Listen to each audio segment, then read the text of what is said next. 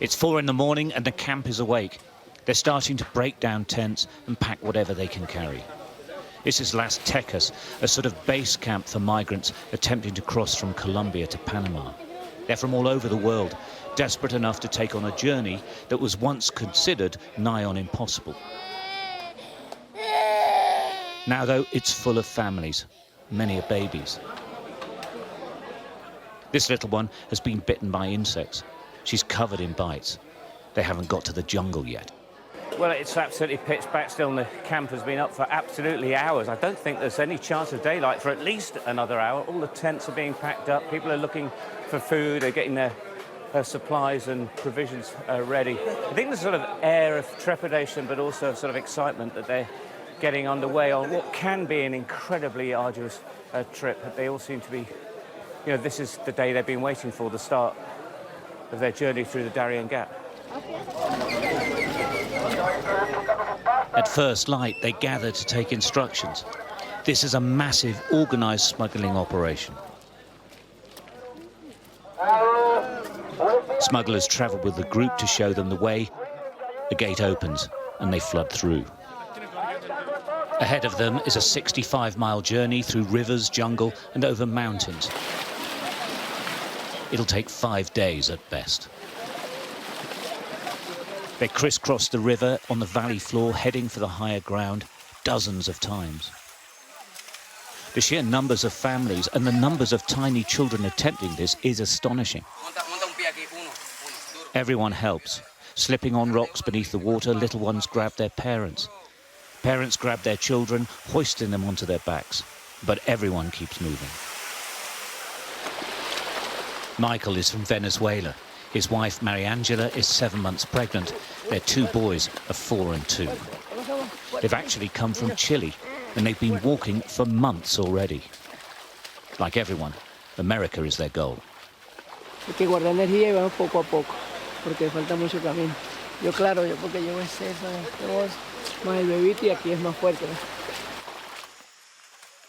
150,000 people attempted this trek in the first 9 months of this year.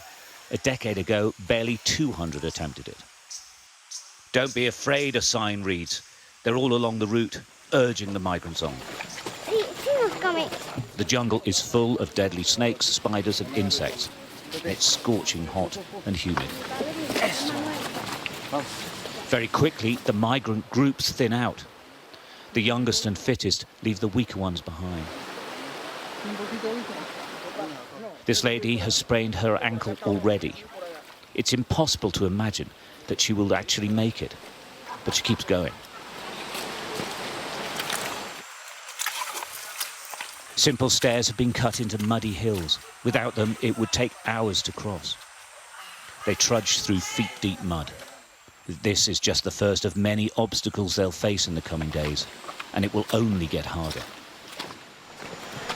It's not uncommon for groups of families to make this incredible journey in different groups, as it were. So wife or husband might separate and bring the kids afterwards, then grandparents, etc., depending how it goes. But you know, this trail used to be considered virtually impossible. Now, as you can see, there's people making this journey every single day.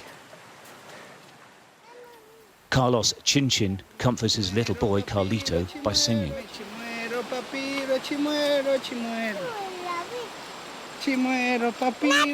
His wife and their second child have already made the crossing and are in the United States. They want to find them, but they have absolutely no idea where they are. No sé, en un albergue me dijeron. ¿Pero están en Estados Unidos ya o en México? En Estados Unidos. They are in the United States. And are you worried about taking this little one such a long way? ¿Estás preocupado por el chico? Por él. Por llevarlo por tanto tiempo. Pues quiere él irse a ver el hermanito. A few hours in, we meet Michael again. It's hard, he says, but he has faith.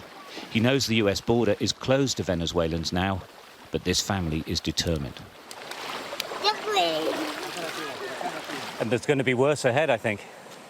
Pero no hay nada más fuerte que nuestro Dios, que es el que nos da esa fuerza para cruzar todos esos barros que quedan. Even if they get through the gap to Panama, there are 6 more borders to cross. But they just keep going. It's a huge movement of people which is only expected to increase. And it's hard to see how it will be stopped. Stuart Ramsay, Sky News, in the Darien Gap.